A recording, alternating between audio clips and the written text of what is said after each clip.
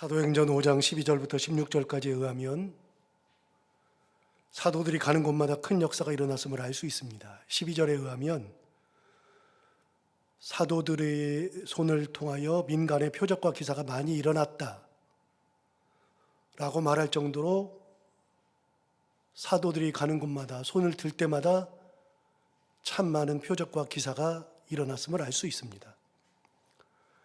그러니까 그 시대는 표적과 기사의 시대, 능력의 시대라고 말할 수 있습니다.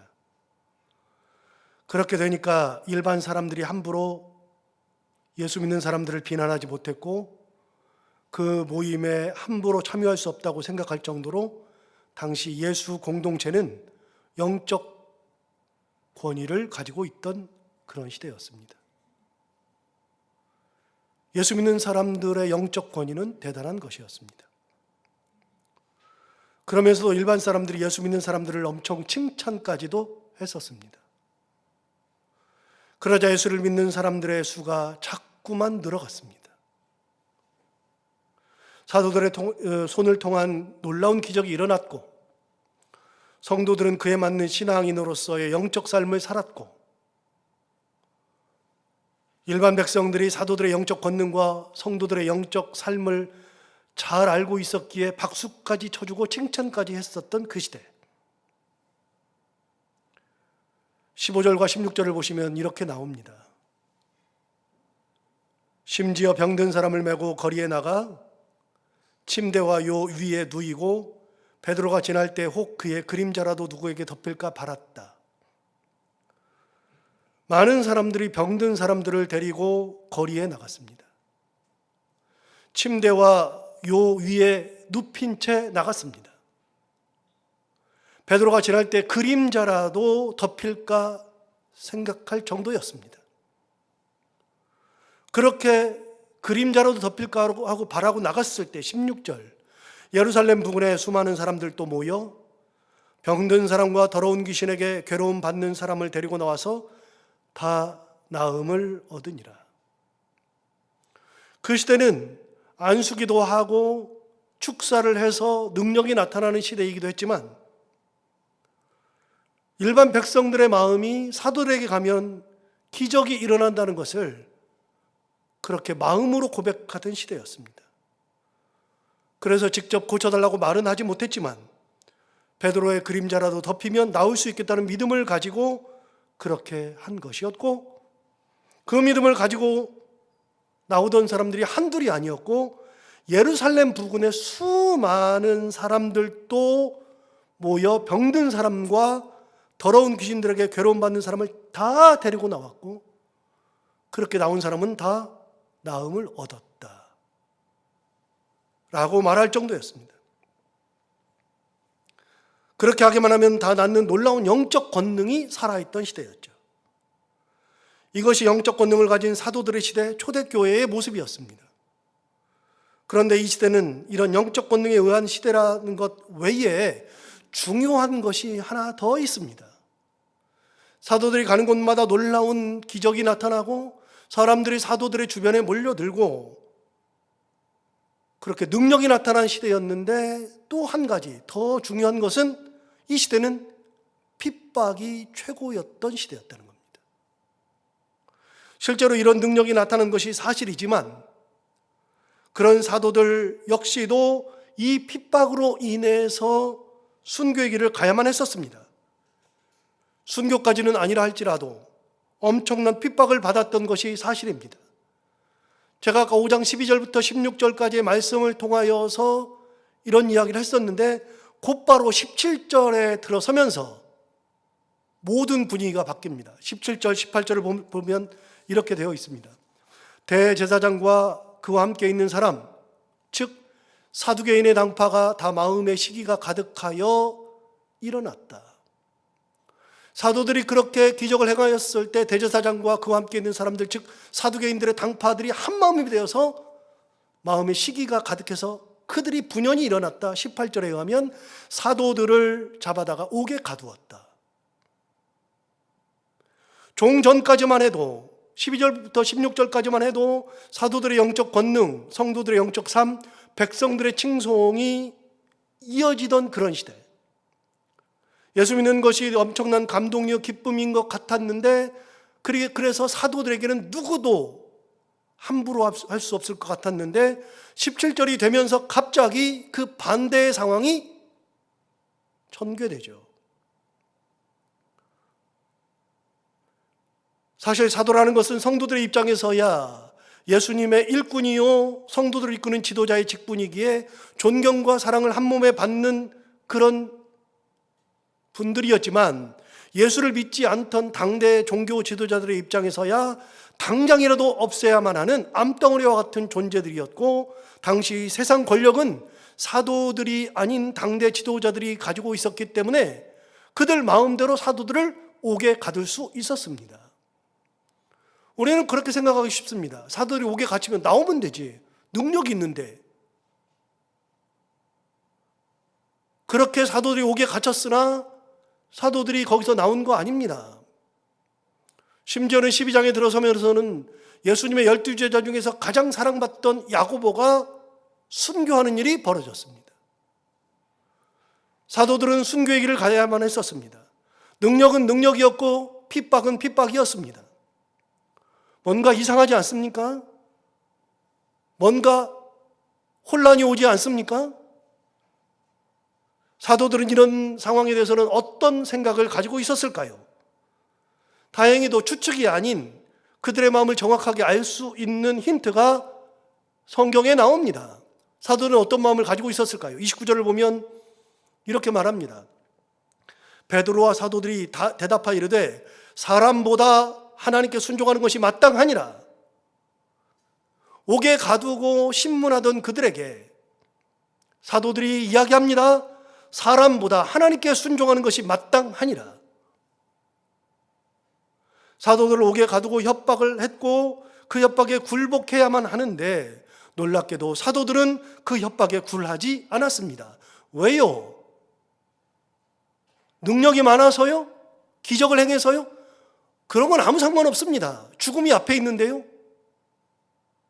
그런데 그들은 그들의 협박에 굴하지 않았습니다. 왜일까요? 그들은 이미 영적인 삶과 현실의 고난 중에 영적인 삶의 마음이 가 있었기 때문에 그렇습니다. 권력자의 말을 듣지 않으면 당장 생명이 위험하니까 권력자의 말을 들을 것 같지만 사도들은 그렇지가 않았다는 것이 참 특이합니다. 사도들은 하나님을 보고 있었죠. 얼마 전까지만 해도 예수님께서 잡혀 돌아가시게 되자 모두 다 도망하던 이들이었습니다. 나 살겠다고 했습니다. 예수님이 십자가에 달려서 돌아가실 때 그곳에 나간 사람은 요한 사도 한 명뿐이었습니다. 모두 다 자기 살겠다고 도망가던 사도들이었습니다. 얼마 전까지 그랬습니다. 그런데 그들이 성령을 받고 난 다음에는 완전히 달라졌습니다. 그 기점에 목숨을 중하게 여기던 그들이 생명보다 더 하나님의 말씀을 귀하게 여기는 것으로 바뀐 것은 그 기점에 성령 받는 사건이 있었습니다. 성령을 받은 후에는 완전히 달라진 겁니다. 뭐가 달라졌을까요? 딱 한 가지, 성령 받았다는 것밖에 없습니다. 성령을 받기 전에는 영적 권능에 대해서는 알고는 있어도 크게 관심이 없었습니다. 성령 받기 전에는 육적 삶이 훨씬 더 중요했습니다. 사실 그렇습니다. 우리도 성령 받기 전과 성령 받은 후의 삶이 완전히 다른 것이 사실입니다. 누구나 다 그렇습니다. 여러분, 우리는 살면서 선택이라는 것을 할 때가 굉장히 많습니다. 사실은 매 순간 선택의 순간이 찾아옵니다. 예를 들어 볼까요? 가장 흔히 하는 선택은 먹을 때 생깁니다. 점심 뭐 먹지부터 시작합니다. 저녁은 뭐 먹지부터 시작합니다. 여러분, 주부들의 가장 큰 고민은 점심 뭐 해줄까, 저녁 뭐 해서 먹을까입니다. 할 것이 얼마나 많습니까? 그러나 매 순간마다 그렇게 선택을 하는 순간에 우리는 놓여 있습니다. 중국집에 가서 식사를 하려고 그러면 꼭 짬뽕 먹을까, 짜장 먹을까가 고민입니다. 뭐를 선택해도 한쪽이 후회가 될 정도입니다. 중국집만 그러는 것이 아니고요. 음식점을 가면 거기에 메뉴가 써 있는데 메뉴를 보는 순간 한참을 쳐다봅니다. 종업원이 오면 잠깐만 기다리라고, 아직 선택 안 했다고 이야기하게 됩니다. 뭘 먹을까 항상 고민하죠. 항상 선택의 기로에 서 있습니다. 여러분, 인생은 선택의 연속입니다. 가장 큰 고민은 결혼할 상대를 결정할 때입니다. 인생이 달려 있잖아요. 누구를 선택하느냐에 따라서 인생이 달라지니까 당연히 여러 조건을 보게 되죠. 이때 무엇을 선택하느냐, 누구를 선택하느냐 하는 것이 자기 삶의 철학이고 가치관입니다. 철학과 가치관으로 선택하게 되는 겁니다. 세상의 모든 것은 다 마찬가지입니다. 모든 것은 어떤 가치를 가지고 있느냐에 의해서 결정되는 것인데, 아무리 좋은 것이라 할지라도 내 가치관이 그게 아니라 그러면 그거는 다른 사람의 좋은 것이지 내가 좋은 것은 아닙니다.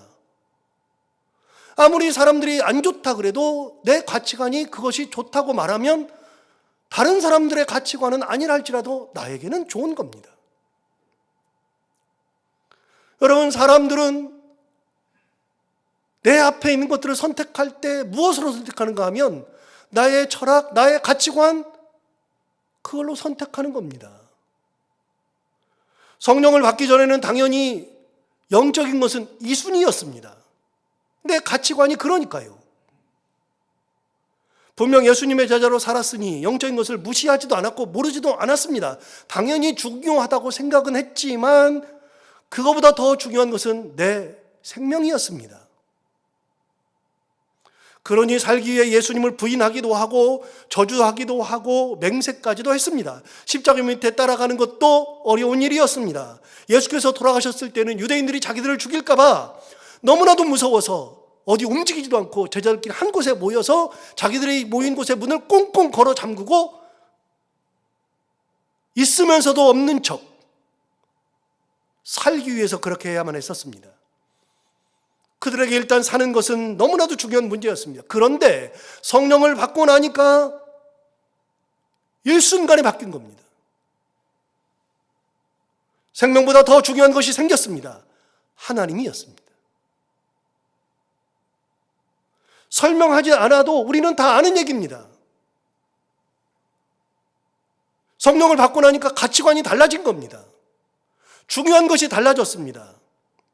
말도 안 되는 일이 일어나죠. 그러니까 아까 29절에 있는 말씀 뭐라고 고백했습니까?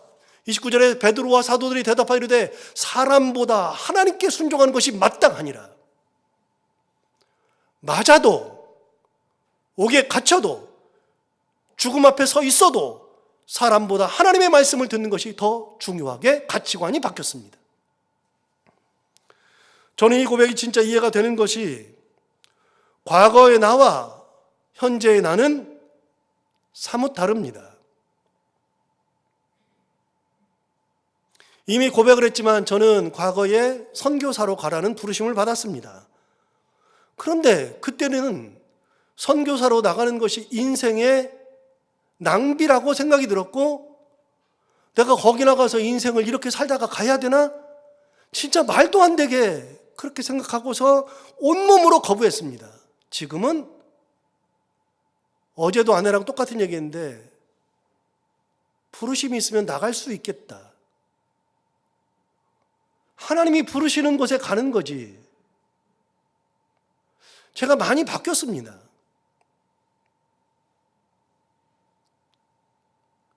불과 10여 년 전 얘기입니다. 그때도 목사였고 지금도 목사입니다. 그런데 얼마든지 괜찮습니다. 어디를 가도 상관이 없습니다. 예전에는 외국에서 목회하면 죽는 줄 알았습니다. 진짜 죽을 것 같았습니다. 진짜 심각하게 미국에서 2번의 청빙이 있었습니다. 그때는 정말 미치겠더라고요. 너무 힘들어서 제 인생이 끝나는 것 같아서 거절했는데 지금은 아무 상관없습니다.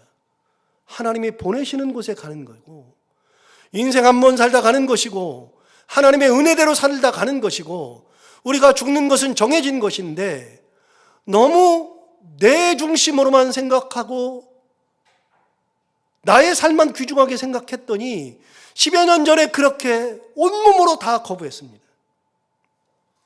하나님께서 보내시는 곳에 가면 되는 겁니다. 하나님께서 보내시면 거기 가는 것이 진정한 목회자라는 생각이 진짜 많이 듭니다. 왜 10여 년 전에 그랬고 지금은 안 그럴까요? 설교를 준비하면서도 여러 번 생각했습니다. 왜 그럴까요? 그때는 제 자신이 삶의 중심이었습니다. 하나님을 위하고 하나님의 사역자로 산다고 하면서도 그때는 제 자신이 중요했습니다. 그래서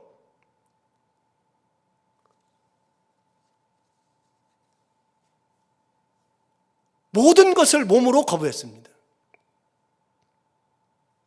그런데 지금은 많이 변한 것 같습니다. 하나님이 중심으로 바뀌니까 뭐든 상관이 없더라고요.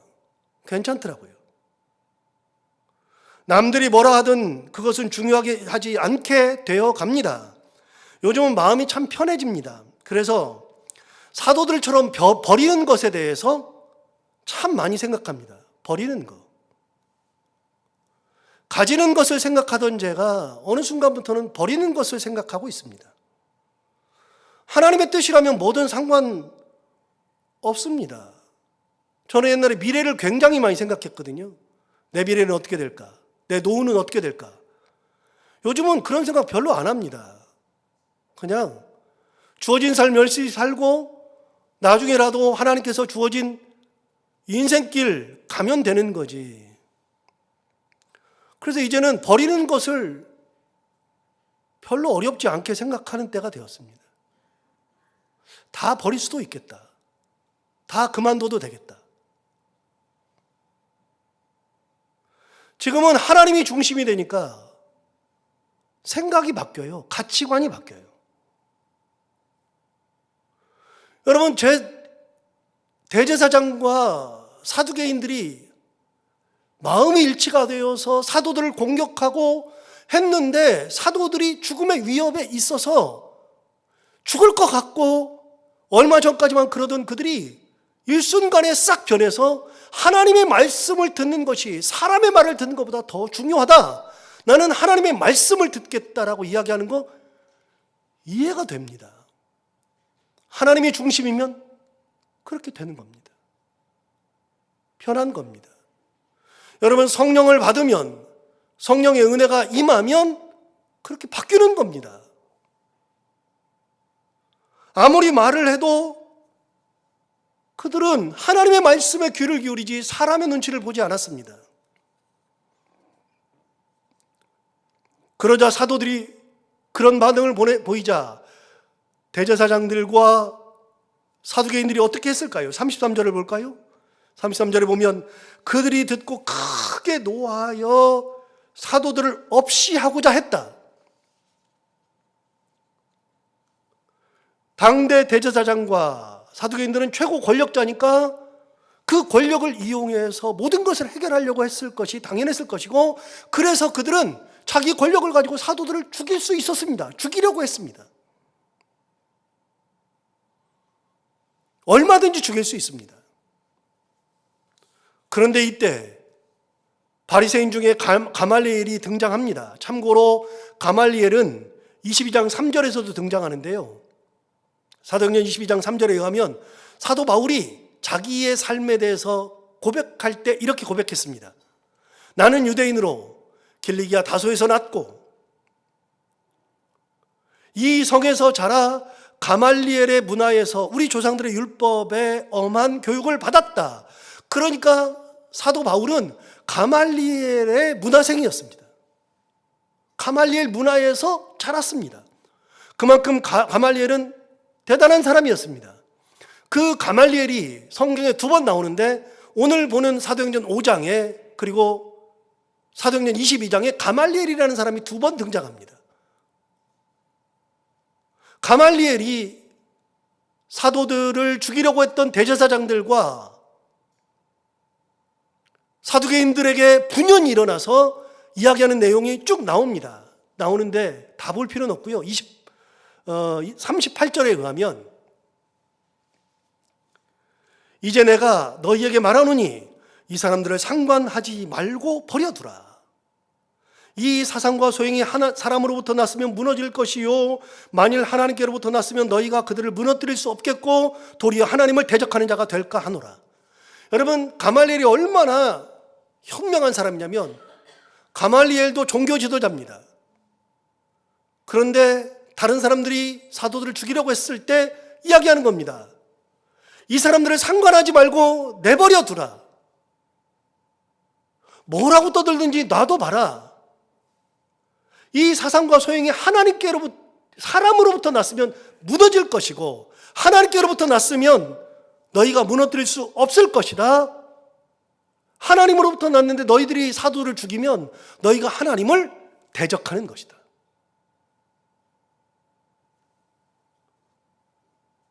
얼마나 현명합니까? 저는 교회사를 전공했으니까요. 세계 교회사의 흐름을 보면요. 세계 교회사를 배우면 이제 그 책이 이렇게 두껍지만 흐름을 정리할 수 있어요. 이제 시대별로 나눌 수도 있고 사건별로 나눌 수도 있고 인물별로 나눌 수도 있고 그다음에 여러 가지로 나눌 수 있어요. 근데 딱 나눌 때 이단에 대해서 나눌 수 있어요. 이단과 정통. 이단과 정통을 딱 나누면 보면 우리가 예수님 이후에 나타나는 이단들이 엄청나게 많습니다.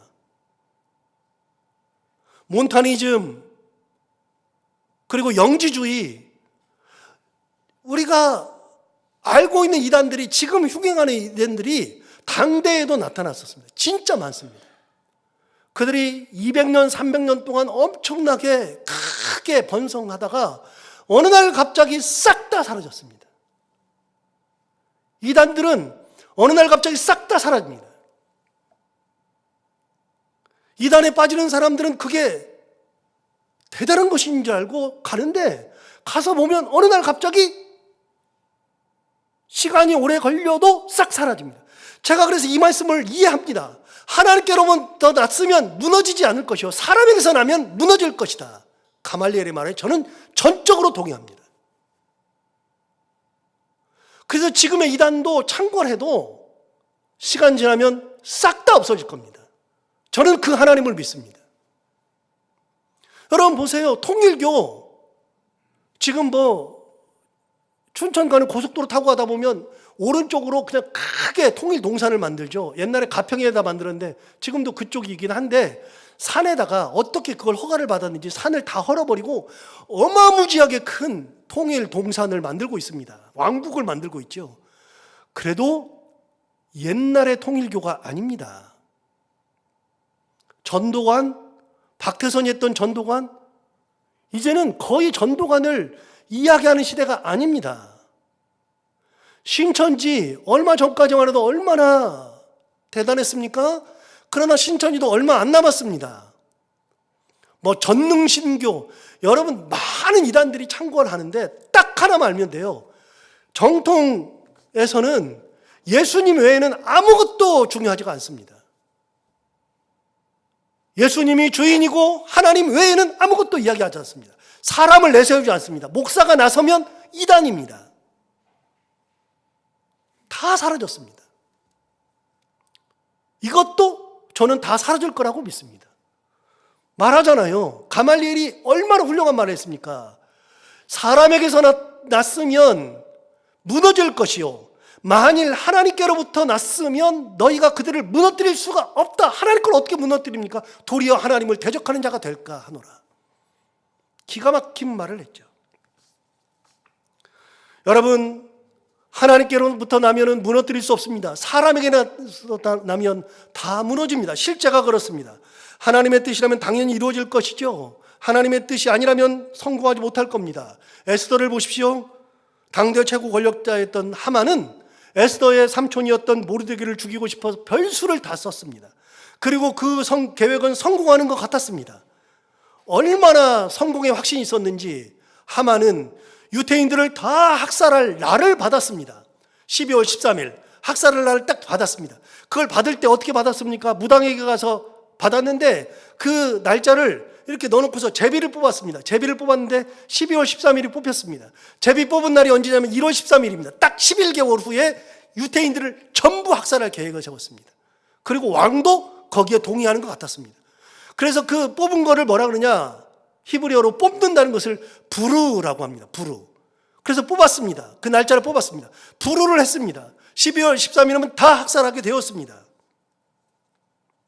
그리고 그 사이에 모르드게를 먼저 죽이고 싶어서 23m짜리 장대를 세웠습니다. 높이 매달아 죽일 장대를 세웠습니다. 그런데 여러분, 모든 것을 뒤집은 것은 하나님이었습니다. 하나님이 간섭이 시작되자 모르드게를 죽이려고 했던 그 장대에 자기가 달려서 죽었고, 자기가 뽑아놓은 부르르 했던 그 날은 오히려 자기 민족이 학살되는 날로 변했습니다. 유대인들을 다 죽이려고 했는데 자기 민족이 모두 학살당했습니다. 그런데 그날 하루 만에 학살이 되지 않아서 왕의 제가를 받아서 다음 날도 학살을 했습니다. 이틀간을. 그래서 하루를 뽑았는데 하루를 더했기 때문에 부루라고 하는 단어에다가 복수 형태가 붙어서 복수는 임이 붙습니다. 모든 복수는 임이 붙습니다. 그래서 부루에다가 임이 붙으니까 불임이 되는 겁니다. 불임. 이틀간 그 민족을 싹 다 학살했습니다. 그래서 유대인들은 지금도 불임절을 지킵니다. 유대인들을 만나서 지금도 불임, 그럼 다 알아듣습니다. 무슨 날인지 다 압니다. 하나님 간섭의 날. 여러분, 하나님이 간섭하시면 모든 것이 다 바뀝니다. 가말리엘의 이 말은 참으로 옳습니다. 누구도 이 말을 부인할 수 없죠. 그러니까 거기 대제사장들과 사두개인들도 이 말을 부인할 수 없었습니다. 옳게 여기게 되었죠. 40절을 보시면 이렇게 말합니다. 그들이 옳게 여겨, 가말리엘의 말을 옳게 여길 수밖에 없죠. 옳게 여기죠. 옳게 여겼습니다. 그래서 사도들을 불러들여 채찍질하며 예수의 이름으로 말하는 것을 금하고 놓아주었죠. 여러분, 여기서는 너무나도 당연한 겁니다. 옳게 여겼으니까 놓아줘야죠. 하나님으로부터 나왔으면 대적할 수 없다는 것을 뻔히 알면서, 그런데 놀랍게도 채찍질을 했습니다. 예수의 이름으로 다시는 말하지 말아라, 경고 협박해서 놓아주었습니다. 여러분, 그러지 않아도 예수 이름으로 말하는 거 당연히 할 텐데, 하나님으로 다 났으면 무너지지 않을 걸 뻔히 알면서 채찍질하고 그리고 협박까지 해서 내보냈습니다. 이건 뭡니까?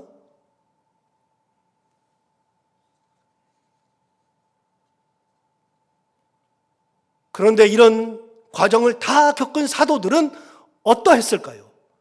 사도들은 이런 과정을 다 겪은 다음에 41절과 42절에 보면 이렇게 말합니다. 사도들은 그 이름을 위하여, 예수 그리스도의 이름을 위하여 능욕받는 일에 합당한 자로 여기심을 기뻐하면서 공의 앞을 떠났다.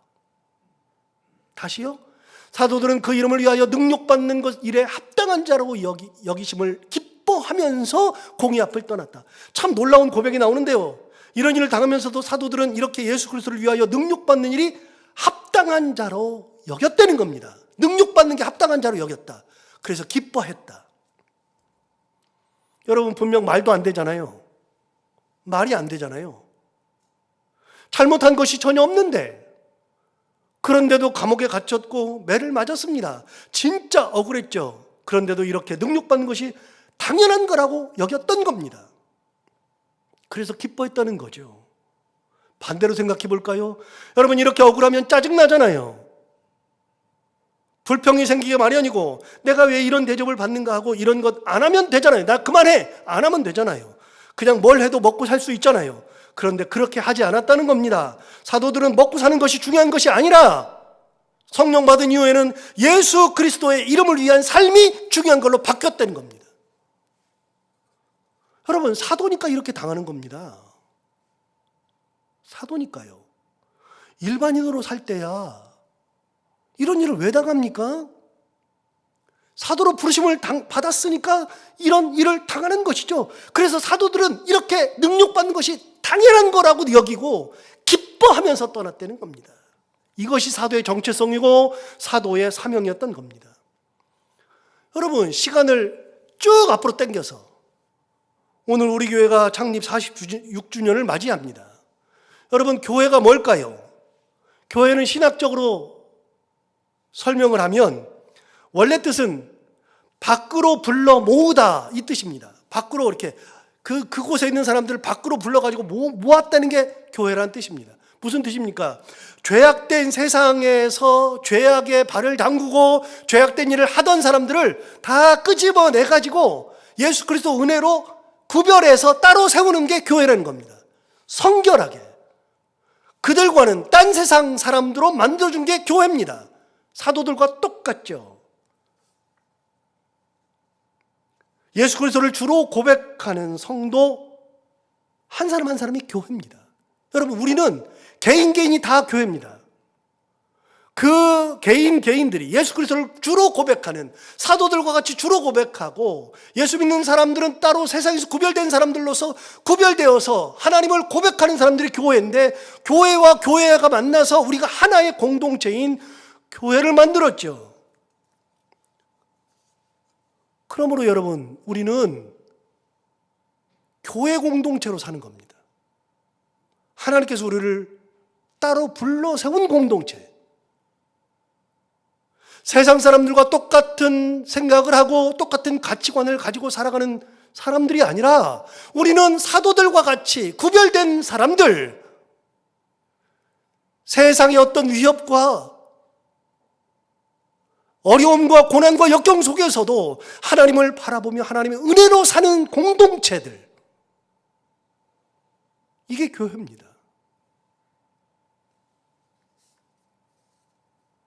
그래서 우리도 당연하게 예수 그리스도 때문에 억울한 일도 당하는 것이고, 예수 그리스도로 인하여서 손해도 봐야 하는 것이고, 교회는 예수 그리스도의 은혜를 머금고 있는 곳이므로 주님의 은혜가 나타나야 하는 것이 교회입니다. 사도들이 했던 고백이 오늘 우리가 하는 고백과 똑같습니다. 저는 교회를 항상 생각합니다. 여러분, 우리 교회는, 우리는 다 모여서 뭐 합니까? 여러분, 우리 헌금해서 다 뭐 합니까? 우리 예배하면서 뭐 합니까? 예배만 드리면 되는 공동체가 아니잖아요, 우리는.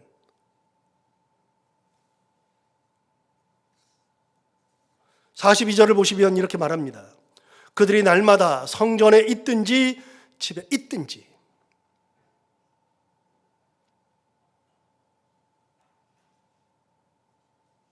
성전에 있든지 집에 있든지 예수는 그리스도라고 가르치기와 전도하기를 그치지 아니하니라. 이게 사명입니다.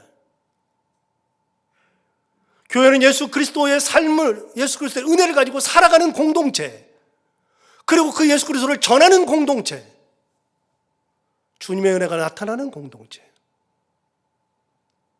초대교회에서 제자들이 그렇게 살았던 것처럼 우리도 하나님의 은혜 가운데에, 이 교회가 46살이 되었는데 여기 있는 우리 모두가 다 하나님의 은혜를 가지고 예수 그리스도 이름을 날마다 전하며 주님의 은혜 가운데 우리의 가치관이 내 삶의 위주의 가치관이 아니라, 이 땅이 가치관이 아니라 하나님의 말씀이 가치관이요, 은혜가 가치관이요, 천국이 가치관인 교회, 그런 삶을 살아가는 우리 모두가 다 되기를 바랍니다. 기도하겠습니다.